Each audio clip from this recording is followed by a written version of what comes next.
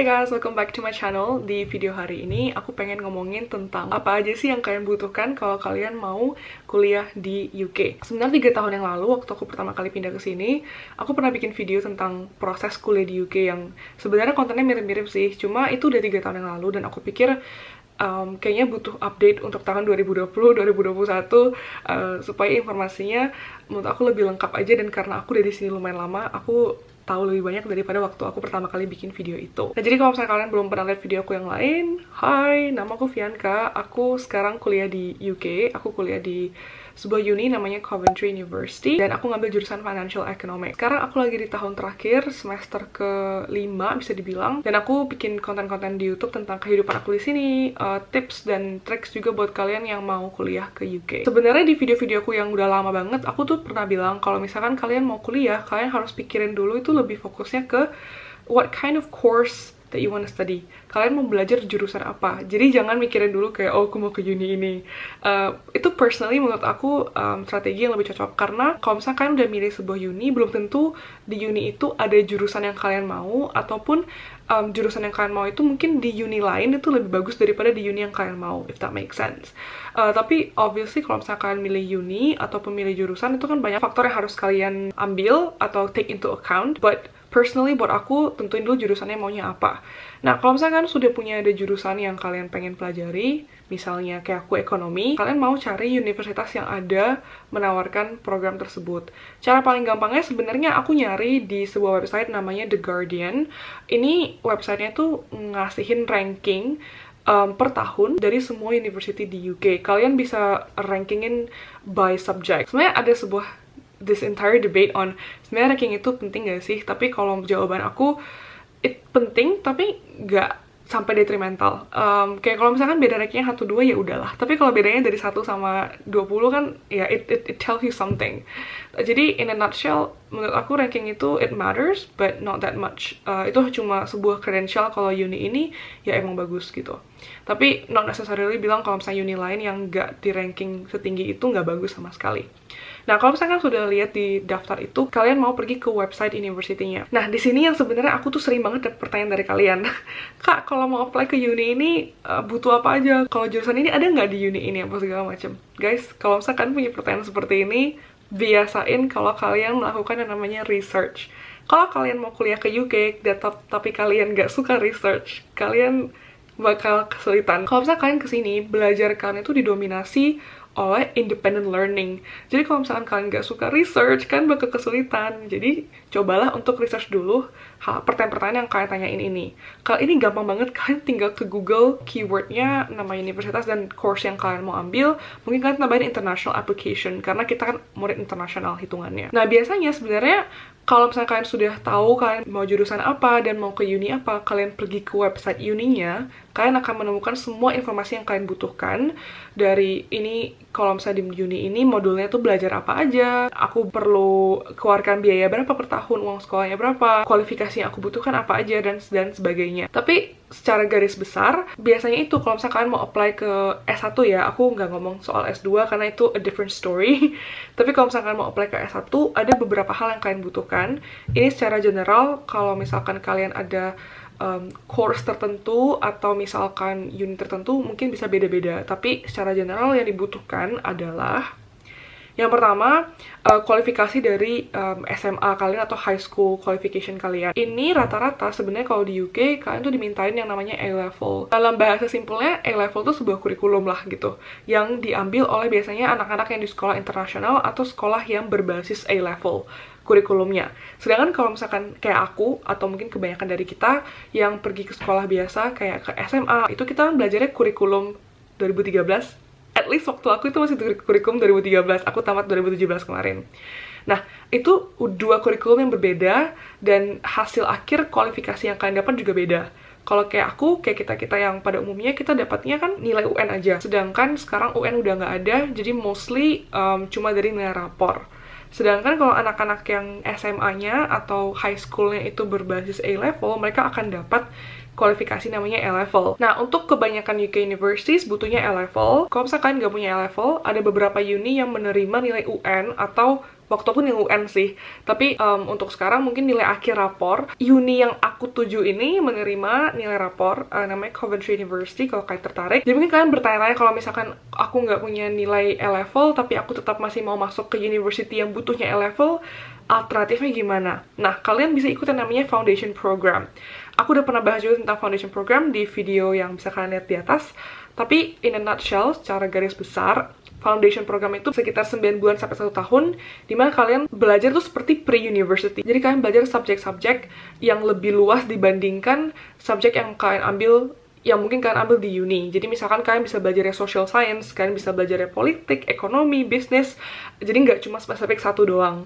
Nah, itu biasanya rute yang diambil buat anak-anak yang kalau misalkan emang maunya masuk ke university tertentu yang membutuhkan A-level. Tapi sejujurnya menurut aku kalau misalkan alasan atau argumen untuk memilih university lain yang mungkin lebih prestigious, kalau alasannya memang cuma karena nama, menurut aku it doesn't really matter. Karena toh, ambil aku sebagai contoh, aku ke uni yang mungkin namanya nggak gitu gede. Although sekarang kayaknya udah rame sih namanya di Indo, ini banyak banget orang Indo di sini. Tapi misalnya lihat aku sebagai contoh itu, aku bisa dapat banyak banget pengalaman dari uni ini. Kayak maksudnya walaupun gak se-prestigious kayak top universities lain di UK. Dan kalau orang UK itu biasanya mereka nggak gitu lihat nama uni, tapi mereka ngelihat kamu as a whole, as a person. So I think that's another point worth mentioning sih, kayak kalau misalnya kalian lagi mikir mau kuliah ke uni yang lebih bagus namanya, tapi kalian perlu ngambil foundation, to me personally itu kayak a waste of time. Menurut aku kayak aduh, ekstra setahun lagi belajar, ekstra duit lagi, karena jangan salah, foundation itu kadang lebih mahal daripada uang sekolah, kuliah gitu. Jadi balik ke kalian, kalau emang kalian harus banget masuk ke uni tertentu, silahkan, rutenya adalah ngambil foundation. Dan sebenarnya aku kan nggak ngambil foundation, jadi aku nggak gitu tahu terlalu banyak tentang ini, tapi kalau misalnya kalian penasaran, aku udah pernah bikin videonya yang aku tunjukin tadi.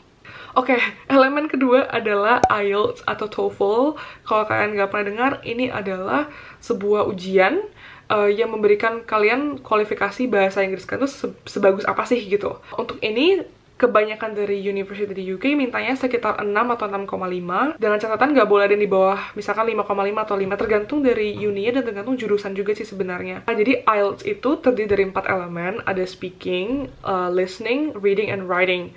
Dan pokoknya kalau rata-rata kalian dari semua ini 6,5, tapi ada satu misalkan yang 4, kalian nggak bisa gitu. Kira-kira kayak gitu maksudnya. Untuk ini kalian harus cek lagi di website uninya, mereka mintanya spesifik yang apa, karena biasanya tergantung jurusan. Ada jurusan tuh yang mintanya lebih tinggi daripada jurusan yang lain. Contohnya kayak misalkan jurusan hukum atau jurusan yang lebih ke sains, itu biasa minta IELTS yang lebih tinggi. Nah, untuk IELTS sendiri kalian harus persiapkan, aku personally persiapan 3 bulan, tapi sebelum itu aku udah les bahasa Inggris selama 10 tahun. Jadi aku nggak bisa bilang kalau kalian perlu waktu berapa lama untuk IELTS, tapi kalau misalkan kalian intensif belajar, aku yakin kalian pasti bisa dalam waktu mungkin yang nggak perlu bertahun-tahun lah gitu ya. Kalau misalkan untuk IELTS sendiri, kebanyakan memang lesnya tuh cuma buat 3 bulan. Dulu waktu aku persiapan buat IELTS, aku belajar sama guru namanya Miss Maya. Kalau misalkan kalian interested buat belajar IELTS secara online, aku bakal leave detail dia di description box supaya kalian bisa reach out ke dia. Dia bantu aku banget dari IELTS aku yang sekitar 4,5 atau 5, pas IELTS beneran tuh jadi 7,5. So, aku berutang banget sama dia karena udah ngebantu aku untuk strategi IELTS-nya. Nah, nomor 3 adalah personal statement. Personal statement ini bisa dibilang essay, tapi lebih ke kenapa kalian mau kuliah di uni tersebut, kenapa jurusan tersebut, dan juga kalian mau sebutin achievement yang udah pernah kalian dapatkan apa selama SMA ataupun selama sebelum kalian apply ke kuliah. Ini basically cara si uni itu untuk tahu kalian lebih dalam who you are as a person, and what kind of skills you have, achievement yang kalian punya apa aja. Ini juga salah satu elemen yang penting ketika kalian apply ke uni, karena dari situlah mereka bisa tahu kan orangnya seperti apa, dan kalian mau se-authentic dan sejujur mungkin di personal statement ini. Aku udah pernah bahas tentang personal statement untuk uni aku. Kalau misalkan kalian mau nonton, bisa klik link di atas atau enggak ada di description box juga. Sebenarnya yang aku contohin di sana is not the best personal statement. I know I could have done better, tapi itu personal statement yang aku kirimkan waktu aku apply ke uni aku yang sekarang. Nah, nomor 4 adalah reference atau recommendation. Jadi ketika kalian apply ke universitas di UK, kalian juga harus minta referensi atau rekomendasi dari guru kalian selama kalian di SMA. Ini harus dituliskan dalam bahasa Inggris. Rekomendasi ini isinya apa? Isinya adalah pendapat guru kamu ataupun siapa yang kamu minta untuk jadi recommender tentang kamu, experience, achievement apa yang kamu miliki yang menurut guru ini adalah aset yang penting buat uni tersebut ataupun buat jurusan yang mau kalian tuju di uni tersebut. Nah, nomor 5 adalah application form. Jadi application form ini lumayan straightforward, itu adalah surat atau form untuk apply. Ini bisa kalian dapatin di website uni-nya langsung. Kalau misalkan Coventry, aku akan kasih linknya di bawah supaya kalian bisa langsung akses. Isinya lumayan straightforward sih, kayak lebih ke biodata kalian, mau ngambil jurusan apa dan sebagainya.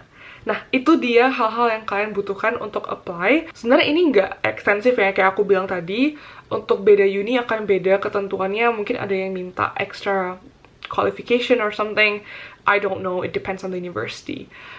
Elemen satunya lagi sebenarnya ada, itu visa pelajar. Kalau misalkan kalian mau apply visa, it's a whole different application. Oh iya, aku lupa sebutin tadi, kalau misalkan kue UK itu ada beberapa jenis program. Jadi untuk S1 sendiri ada sekitar 3 program yang berbeda. Yang pertama, full S1 selama 3 tahun. Ini memang normalnya kalau di UK kalian kuliahnya 3 tahun. Yang program yang kedua adalah full S1 tapi with a placement year atau namanya sandwich program. Ini yang aku ambil sebenarnya, jadi aku kuliah 4 tahun, 3 tahunnya belajar, 1 tahunnya kerja, atau enggak kalian bisa study abroad juga. Kalau misalnya buat yang ini, kalian kerja ataupun kuliah di luar negeri lagi, itu di antara tahun kedua dan tahun terakhir kalian. Aku kerja di BMW tahun lalu, tapi aku ada teman yang kerjanya di Jerman, ataupun mereka ngambil exchange, studi exchange program ke Korea dan banyak tempat lain di dunia. Jadi lumayan fleksibel kalau misalkan kalian pengen experience yang lebih banyak lagi.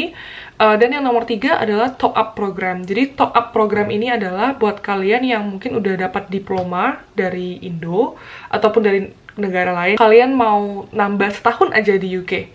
Nah, kalian bisa dapetin bachelor degree dari UK juga. Nah, itu kalian bisa ngambil namanya top up program. Jadi kalian tinggal Google aja, informasinya ada semua di Google. Kayaknya nggak semua uni melakukan ini, tapi aku tahu uni aku melakukan itu, top up program. Semoga video ini informatif dan berguna buat kalian. Kalau misalnya kalian punya ide untuk video-video lain, don't forget to leave it in the comment section. Thank you very much for watching till the end, and I will see you in the next video. Bye!